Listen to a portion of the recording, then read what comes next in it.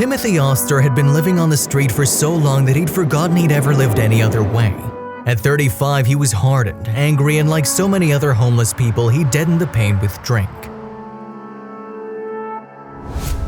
20 years on the streets meant that Tim was a survivor, and the things he did to survive weren't exactly always legal or pleasant. Tim had no friends because no one trusted him and he trusted no one. It is hard to imagine a lonelier life.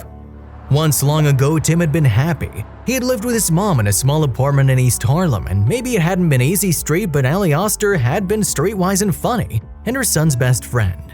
Allie also had a drug problem, but she'd always made sure Tim was safe, clean, and well-fed. Social services had come around once or twice, but despite her problems, they had to admit Allie was a good mom.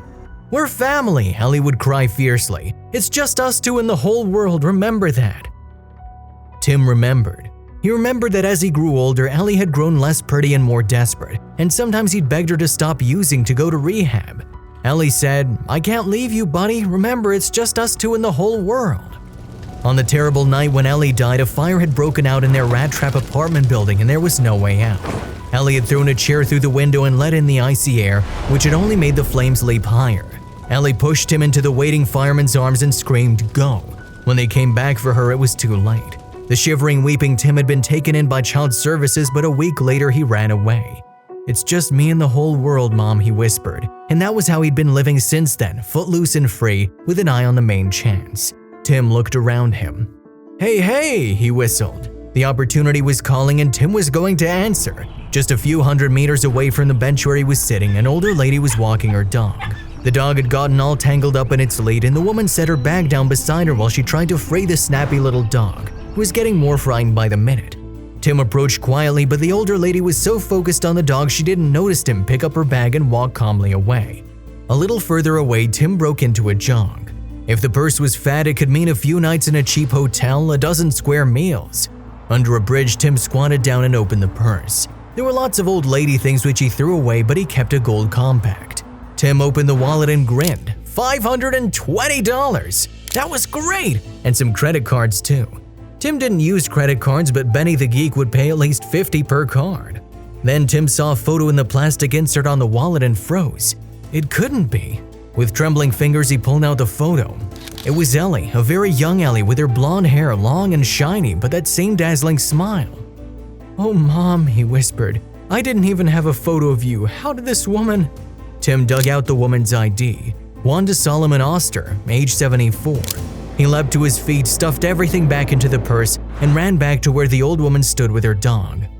The leash was untangled, but the woman was looking around her in bewilderment, clearly wondering where her purse had gone to. Tim approached her slowly and stretched out the hand that was holding the purse. "Lady," he said, "I'm so sorry, I took this." The woman gasped and tore the purse from his hands. She pulled out her wallet and opened it. "I didn't take any of your money, lady," Tim said. "I don't care about the money," the woman cried. "Where's the photo?" Tim held out the photo. "Please, I just want to know where you got this photo, please." The old lady snatched the photo from Tim's fingers and looked at it. "It's my daughter. It's the last photo I took of her." "Your daughter, Ellie?" asked Tim. The woman gasped. "How do you know her name?" she cried. "Who are you?"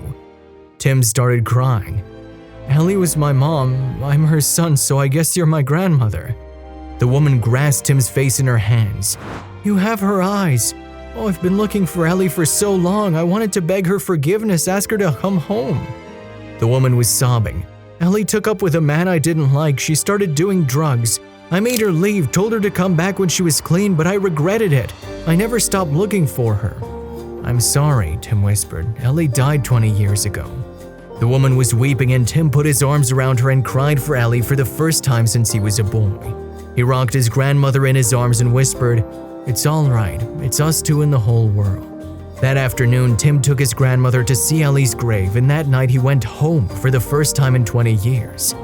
It wasn't easy, of course. You don't break the habits of 20 years overnight, but with his grandmother and his family's love and support, Tim straightened out his life. He wasn't alone anymore, and he never would be again. If you liked the video, please give it a thumbs up and consider sharing it with someone who may find it interesting. Thanks for watching, and I'll see you in the next video.